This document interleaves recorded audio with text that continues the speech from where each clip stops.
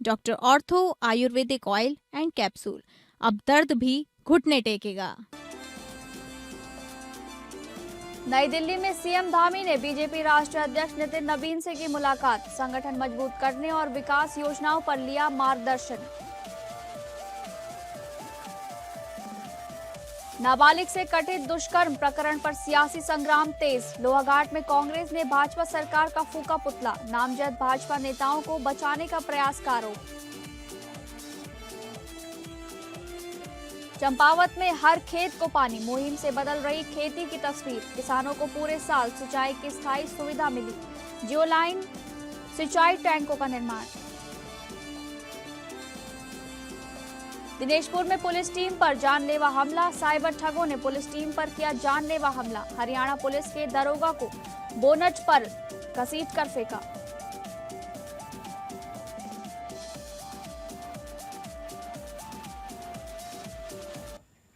नमस्कार, आप सभी का बहुत बहुत स्वागत है उत्तराखंड न्यूज में। मैं हूं आपके साथ शालिनी राणा।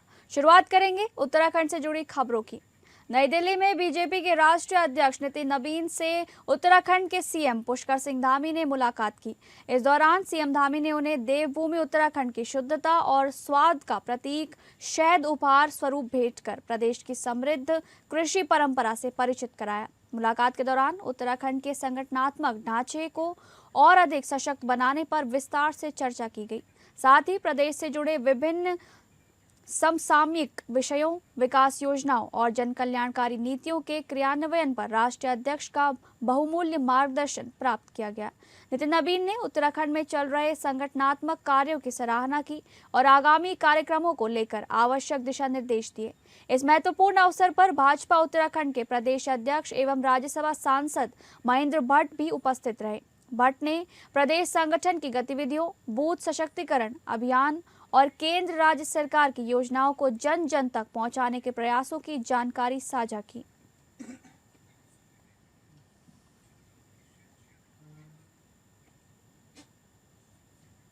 चंपावत जिले में चर्चित नाबालिग दुष्कर्म प्रकरण को लेकर अब सियासत पूरी तरह गर्मा गई है। भाजपा द्वारा कांग्रेस पर षड्यंत्र रचने के आरोपों के बाद रविवार को कांग्रेस और यूथ कांग्रेस कार्यकर्ताओं ने लोहाघाट के वीर कालू सिंह चौक पर भाजपा सरकार के खिलाफ जमकर प्रदर्शन किया और भाजपा का पुतला दहन कर अपना विरोध दर्ज कराया।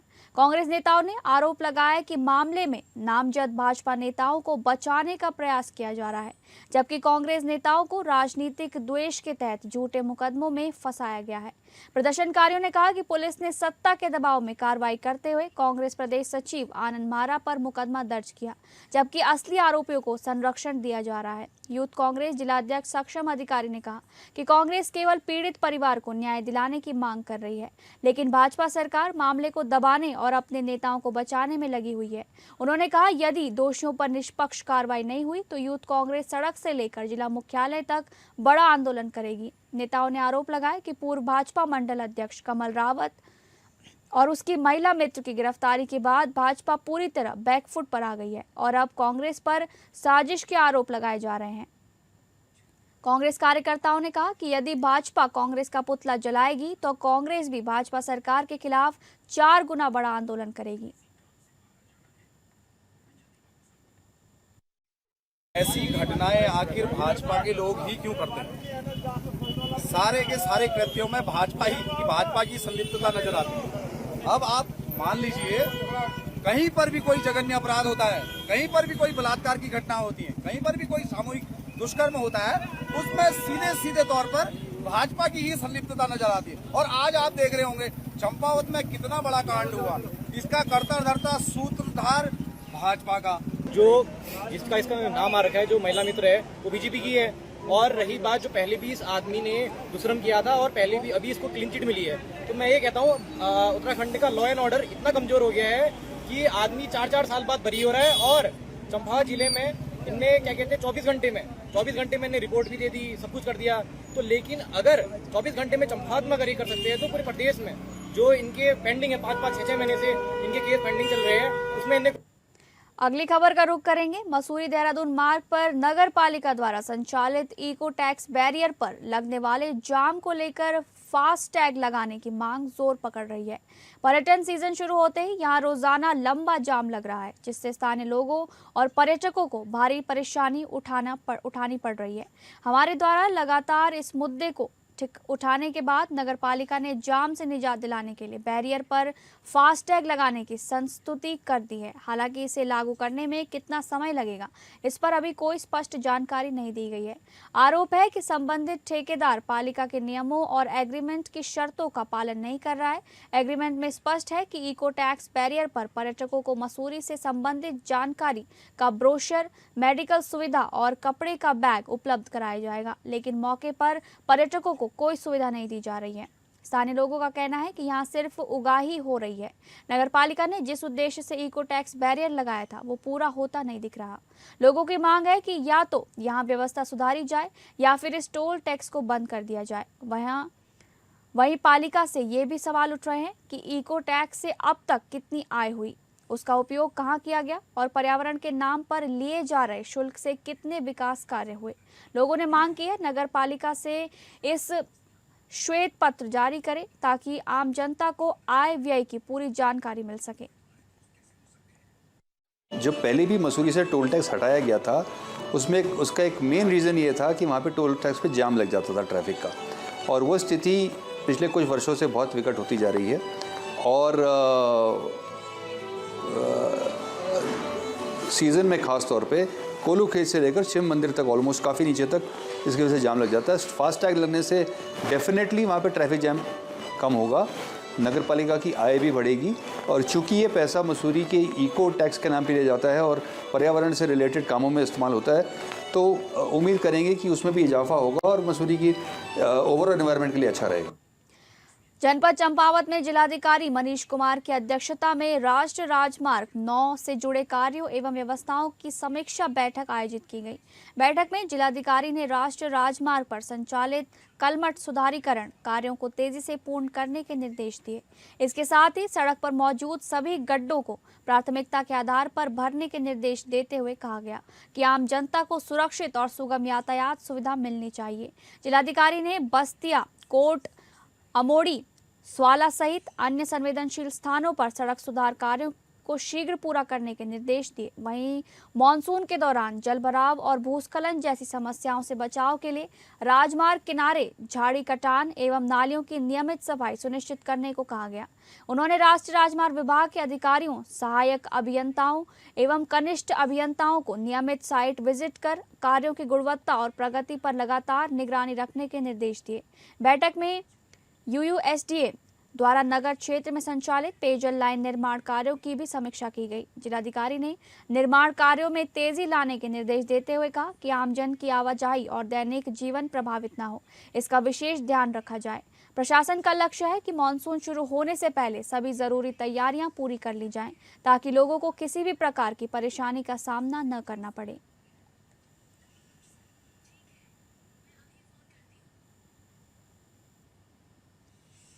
चंपावत जिले में खेती अब तेजी से बदल रही है। हर खेत को पानी अभियान के तहत किसानों को स्थायी सिंचाई सुविधा देने के लिए जियोलाइन सिंचाई टैंक बनाए जा रहे हैं। मुख्यमंत्री पुष्कर सिंह धामी के मार्गदर्शन में चल रही योजनाओं से फसलों को नई ताकत मिल रही है और खेती मुनाफे का सौदा बन रही है। प्रधानमंत्री कृषि सिंचाई योजना, राष्ट्रीय कृषि विकास योजना और जिला योजना के तहत जनपद में जियोलाइन सिंचाई टैंकों का निर्माण कराया जा रहा है। मकसद साफ है, बारिश पर निर्भर इलाकों में किसानों को पूरे साल सिंचाई की स्थायी सुविधा देना, ताकि खेती मजबूत और आत्मनिर्भर बने। मुख्य कृषि अधिकारी धनपत कुमार के मुताबिक ये टैंक किसानों के लिए गेम चेंजर साबित हो रहे हैं। करीब 5.50 रुपए प्रति लीटर की लागत से बनने वाले ये टैंक समय पर लाइफ सेविंग इरिगेशन देते हैं। इससे सब्जी और बागवानी जैसी नकदी फसलों की गुणवत्ता और पैदावार दोनों बढ़ी है। किसानों की आमदनी में भी सीधा फायदा दिख रहा है। एक जियोलाइन सिंचाई टैंक हर साल करीब 1.5 हेक्टेयर जमीन को पानी देता है। इसका सबसे बड़ा फायदा उन किसानों को मिला है जो बारिश पर निर्भर थे। अब अनियमित बारिश या सूखे में भी फसल बचाना आसान हो गया है। वित्तीय वर्ष 2025-26 में जिले के अलग अलग क्षेत्रों में 174 जियोलाइन सिंचाई टैंक बनाए गए हैं। इससे जल संरक्षण को बढ़ावा मिला है और कृषि उत्पादन ने नई रफ्तार पकड़ी है। लोहाघाट ब्लॉक के ग्राम टांडा में बना जियोलाइन टैंक इसकी मिसाल है। प्रधानमंत्री कृषि सिंचाई योजना के तहत बना ये टैंक साल भर किसानों को पानी दे रहा है। इससे इलाके में नगदी फसलों का उत्पादन बढ़ा है और किसान नई फसलें उगाने को प्रोत्साहित हुए हैं। सरकार की इस पहल से चंपावत के किसान अब नई उम्मीद के साथ आत्मनिर्भरता की ओर बढ़ रहे हैं। हर खेत को पानी अभियान जिले में कृषि विकास की नई कहानी गढ़ रहा है।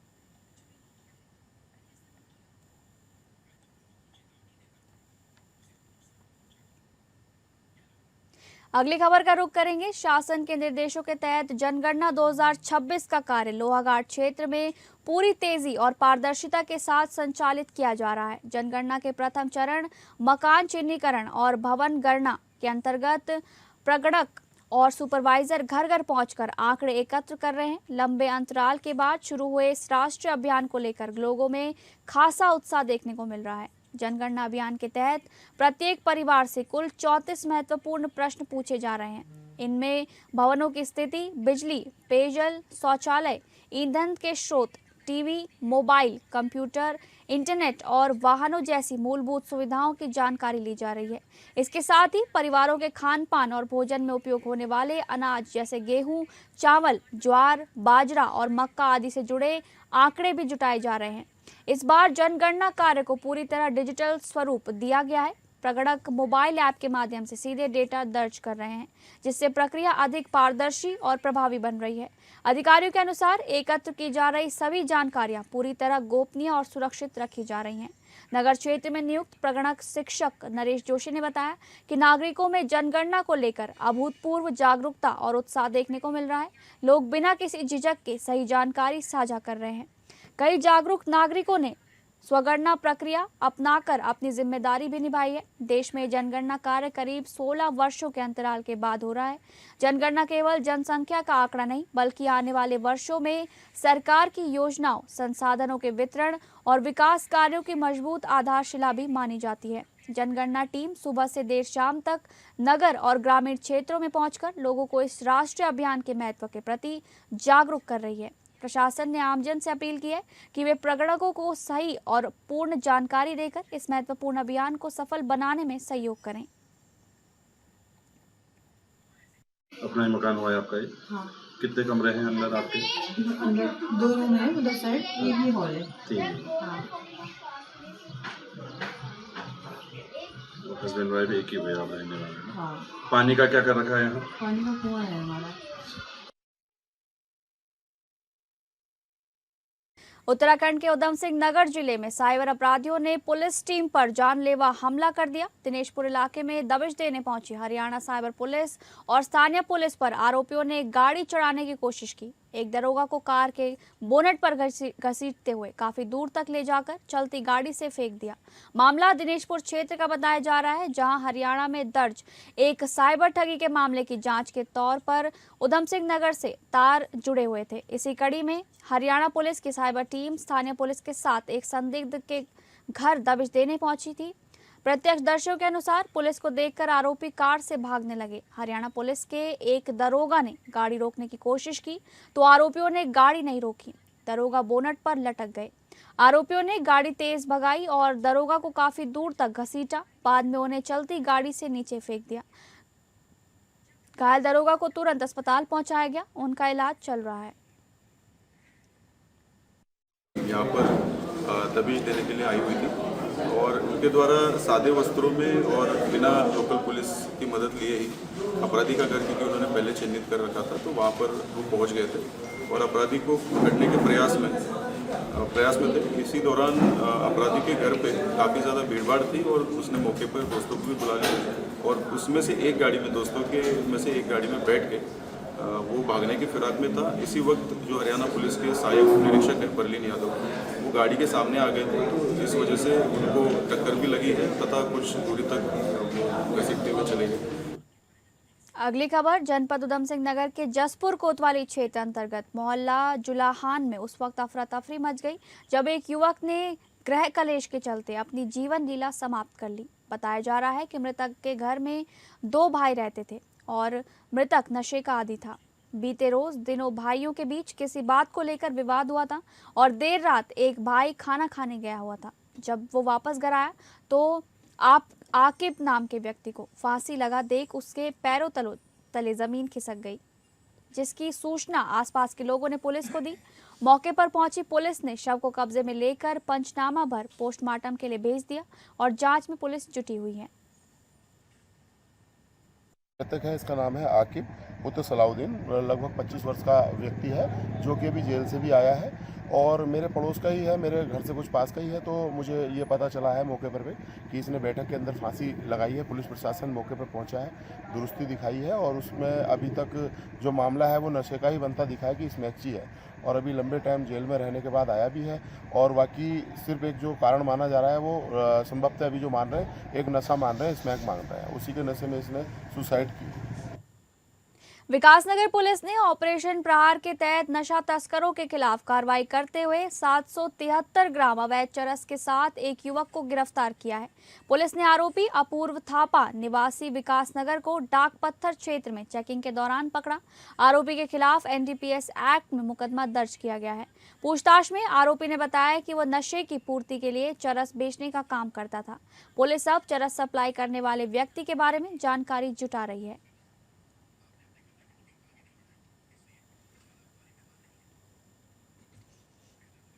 अगली खबर का रुख करेंगे, जहां पर चंपावत में आयोजित हो रहे भव्य गोलजू महोत्सव 2026 में रविवार के दिन भारी जन सैलाब उमड़ पड़ा। मेले में सुबह से लेकर देर रात तक लोगों की भारी भीड़ देखने को मिली। व्यापारिक स्टॉलों, झूलों, सांस्कृतिक कार्यक्रमों एवं मनोरंजन गतिविधियों में लोगों ने बढ़ चढ़कर हिस्सा लिया। बच्चों से लेकर बुजुर्गों तक सभी ने मेले का भरपूर आनंद उठाया। व्यवसाय कर रहे व्यापारियों के चेहरों पर भी खुशी साफ दिखाई दी। व्यापारियों का कहना है कि इस बार मेले में लगातार अच्छी भीड़ पहुंच रही है, जिससे व्यापार को नई ऊर्जा मिली है। रविवार के दिन महोत्सव में अब तक की सबसे अधिक भीड़ देखने को मिली, जिससे पूरे मेले का माहौल उत्साह और उमंग से भर गया। कैसा लगा मेला? बहुत अच्छा लगा। क्या क्या किया? बहुत मजे करे, एंजॉय करे। क्या क्या एंजॉय करे? झूले देखा, बहुत झूले चश्मा खरीदा, सब चीज खरीदा। तो ऐसे मेले लग रहे चाहिए? हाँ, हर साल लगने चाहिए। हर साल? तो मम्मी पापा की जेब खाली करी? हाँ, बहुत करी। चलो, कुछ खाया कि नहीं? हाँ, दौड़ना वाला बंद हो गया। यहाँ जो इतना खेलते थे उतने मजे आते थे, थोड़ा झूले वोले ढंग के हैं, मजे आ रहे हैं। कहाँ से आए सर? दिल्ली। कैसा चल रहा मेला? कोई प्रॉब्लम तो नहीं है? देहरादून में आयोजित 23वीं राज्य स्तरीय कराटे चैंपियनशिप में जिला चंपावत के खिलाड़ियों ने शानदार प्रदर्शन करते हुए कुल 17 पदक अपने नाम कर जिले का नाम रोशन किया। प्रतियोगिता में जूनियर कैडेट, जूनियर एवं सीनियर वर्ग में खिलाड़ियों ने दमदार खेल दिखाते हुए 7 स्वर्ण पदक, 5 रजत और 5 कांस्य पदक हासिल किए। कोच दीपक सिंह अधिकारी के नेतृत्व में जिले के 34 सदस्यीय दल ने प्रतियोगिता में प्रतिभाग किया। खिलाड़ियों की इस उपलब्धि पर पूरे जिले में खुशी का माहौल है।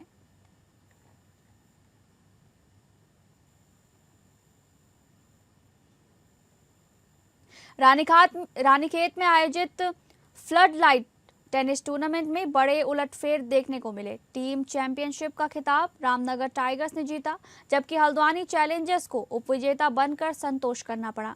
सोमवार शाम खेले गए मुकाबलों में रानीखेत गुलदार 1 टीम के महिराज मेहरा और अशोक शाह राजा ने हल्द्वानी चैलेंजर्स के देवेंद्र सिंह बिष्ट और विकास पांडे को कांटे के मुकाबले में 6-5 से हराकर बड़ा उलटफेर किया।